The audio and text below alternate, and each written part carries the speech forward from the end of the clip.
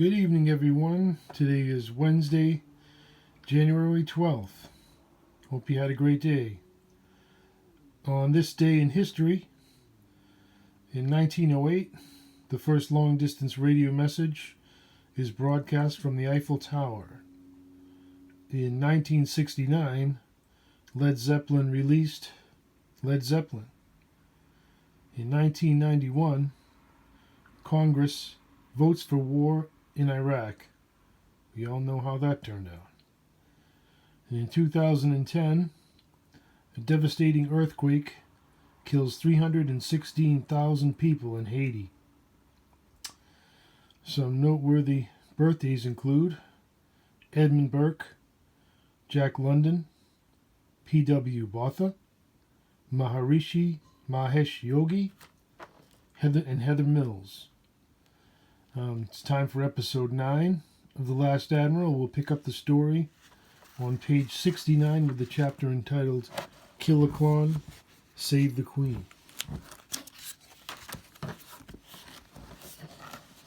Okay. Lord Guy left his room with fear-driven haste. Looking across the deck, he noted that the sailors were busy at their stations, adjusting the sails and doing their normal work. He heard no cries of alarm, and even more horrific was the absence of their admiral. He must have entered his cabin. He could be dead already and beyond his help. Every second mattered now. With a snap of his fingers, he disappeared, reappearing outside of Aklon's cabin door. Producing a wand from inside of his robe, he prepared to do battle. His failure to protect the very man that he was sworn to keep from harm gripped his heart with the steel talons of doom. Invoking a spell of protection, he rushed in. Minutes earlier, Aklon had indeed reached his cabin door. Grasping the knob, he stopped, just as he was about to open it. Sensing an alien presence in his room, he concentrated his will in an attempt to pick up its thoughts. It was clearly not a sentient mind in the human sense, and yet it somehow knew how to speak his language. Listening closely, he began to hear it as if he was thinking the same thoughts himself. It said, "Kill the captain. Kill the captain. Love the master. Kill the captain. Must kill Aklon to save the queen. We must. One little bite, and I can be with master again. Yes, yes. Kill Aklon. Save the queen." Ah, Aklon thought to himself, we have a coven assassin on board. His mind raced. In an instant, he devised a cunning plan to catch him.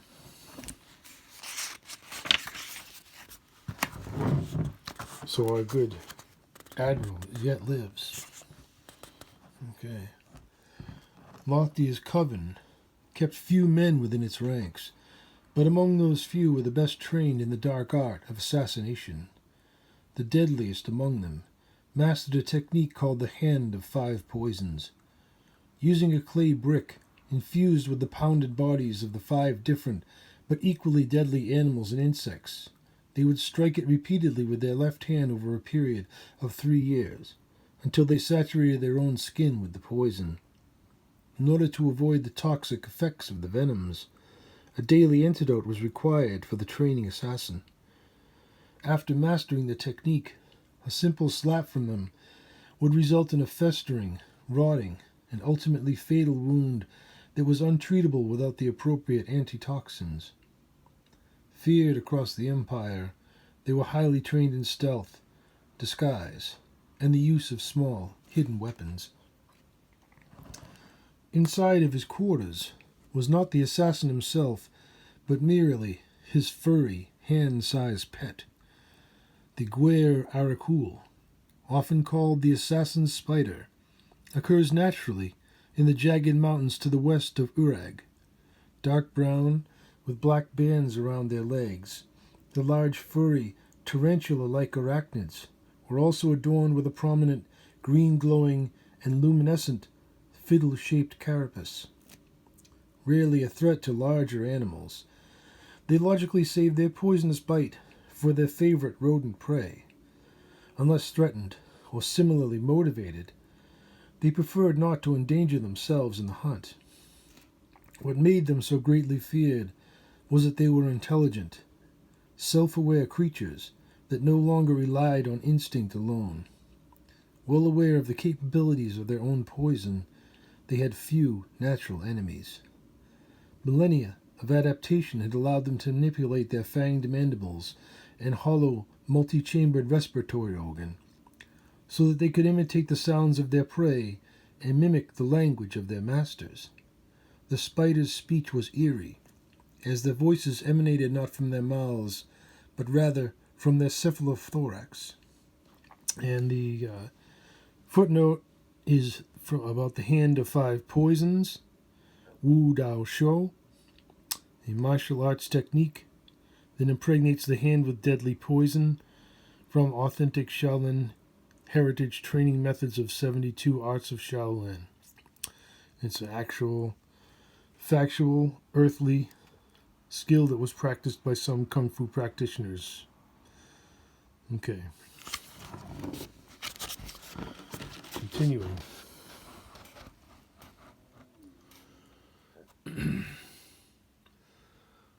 So, go back. The spider's speech was eerie, as their voices emanated not from their mouths, but rather from their cephalothorax, driven as it was by the bellows-like action of their body.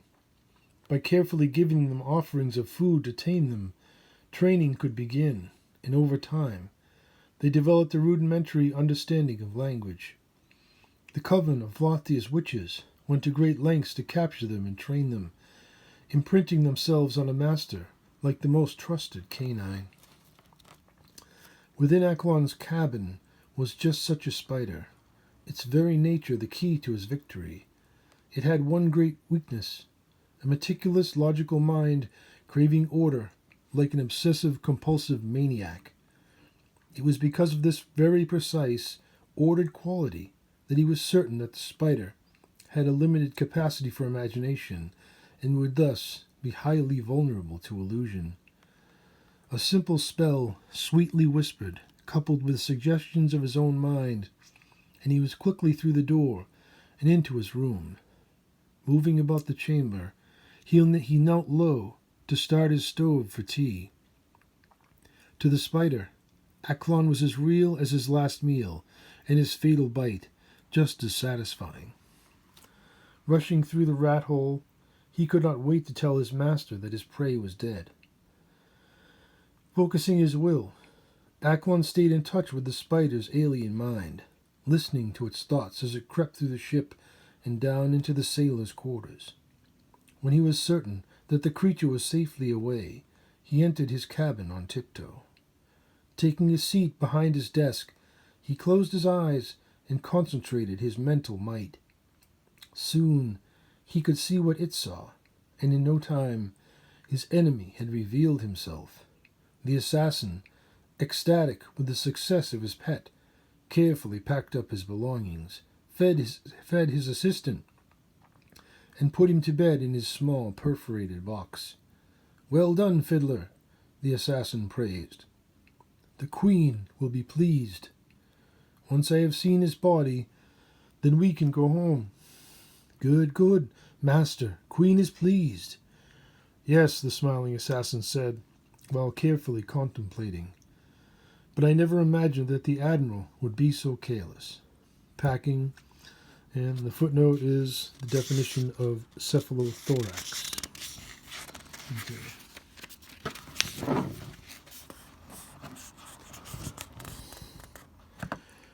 Packing up Fiddler in his trunk, he made sure that his gear was ready for a swift departure. Clenching his calloused hand, he laughed at the black grit beneath his nails, the result of months of hard labor as a mere deckhand. He would have relished the chance to plunge his own dagger into Aklon's spine, but he had to admit that seeing that arrogant, self-absorbed bastard laid low would be deeply satisfying too. His cover was perfect, a mere ensign, He had befriended every other sailor of his own rank. He was a trusted part of the crew, and no one would suspect him. Leaving the sailors' quarters, he made his way up on deck to relieve his compatriot at the appointed time. He climbed the stairs in haste. He didn't want to miss the coming chaos aboard ship. "Admiral, look out!" "Quiet," Aklon whispered. "Close the door." Lord Guy stood dumbfounded. Never in his life had he been so terrified of failure. Ne'er before had the oracle shown him a happening that had not actually occurred. Perhaps he was just early. The spider and its bite hadn't yet occurred. "On your guard, Admiral. We have an assassin spider on board." Searching the room, in the ceiling, he looked for the creature that the oracle had shown him. "He's already come and gone, Lord Guy. He's ran away down a mouse hole and returned to his master." "But how?" Guy asked. "By what means did you survive being bitten?" "I wasn't. I merely made the spider believe that he had done his work." "So it is still loose aboard the ship?" "Yes and no.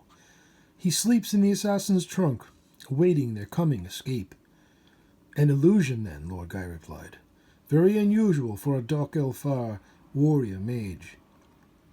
"The teachings of my old gnomish friend," Aklon mused. "I never regretted saving him from the hill giants of Narawanga." "But that's impossible," Lord Guy exclaimed.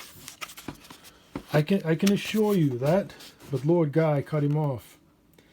Raising his left hand, he waited until he was certain that they saw each other eye to eye. "Your illusion appeared in the river of time. By my reckoning, the fates, and even the gods themselves, believe that you are dead."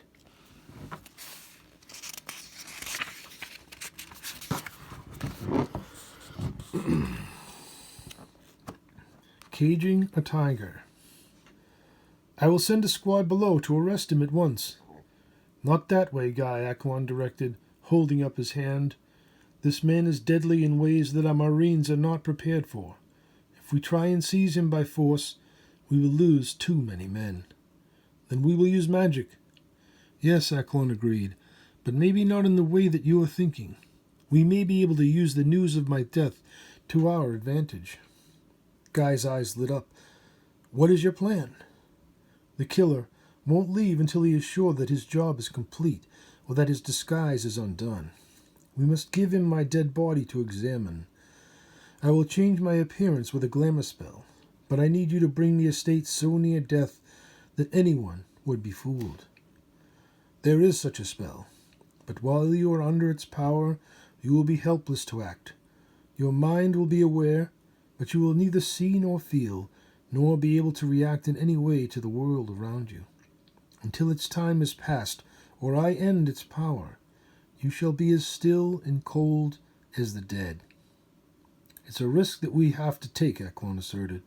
"Order the crew to battle stations. Have them search the ship for our spider, but not too hard. We want the assassin to escape. If he panics, then we will have many dead sailors on our hands. No doubt the villain will try and evade capture long enough to inspect your body before escaping."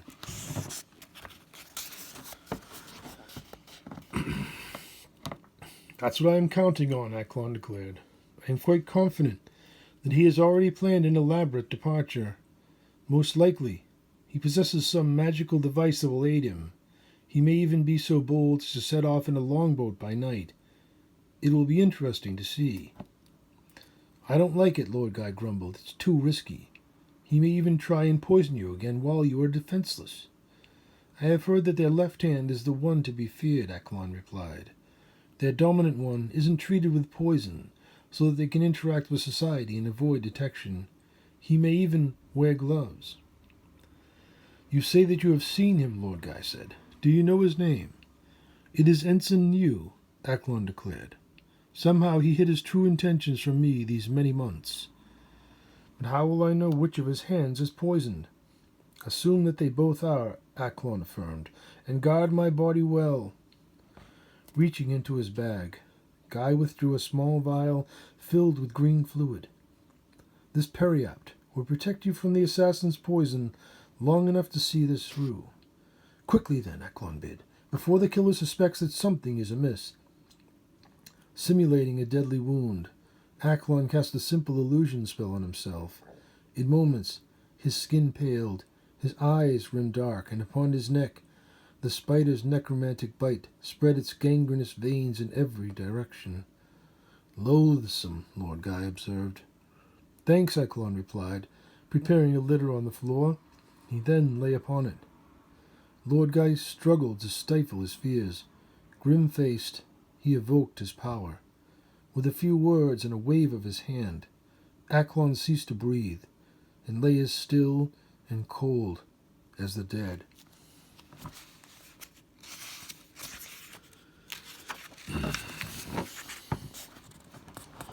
Assassin. New Nyan Kalon wore his disguise so well that anyone who knew his identity would have thought that he had a split personality. New Nyan was only his persona name, his disguise identity, which loosely translated meant silly dolphin in his native tongue. He was young by Dark Elfar standards, but due to the rigors of his life, he appeared middle-aged. Handsome, with haunting eyes of green, prominent upswept eyebrows, and hair held back in a short ponytail, he walked with an unmistakable swagger. Ranked as an ensign, he had no real authority, and that was the way that he had intended it. His job required anonymity, discretion, and perfect deceit. Dressed in sailor's garb with blouse, boots, and leggings, he kept his duty knife perfectly sharp and tucked into his belt. His leather vest held simple items such as an ivory comb, a brandy flask, a straight razor, and a tinderbox. Beneath his clothing, tucked into a seam here or beneath a collar there, were dozens of poisoned needles, which he was capable of hurling through a pane of glass at 5 paces. His real name was Zhao Conrung, or Hidden Dragon. He was the identity beneath the illusion of the overbearing Nunyan. His guild name was Beikua Konyen, the trapdoor spider, and this name was perhaps the one that most befitted him. Zhao was even-tempered, scheming, and deceitful to his enemies. Mixing truth with lies like a perfect tapestry, he could blend in anywhere. Zhao was energetic when on a mission, brave when confronting danger, and lustful in his devotion to his deity. He was a religious fanatic, loyal to the coven, who would commit suicide without a second thought in order to avoid capture. He, of course, did not intend to do either on this mission, and his escape was well prepared. And that's where we will begin the next episode, at the top of page 77. Hope you enjoyed it. Have a great night.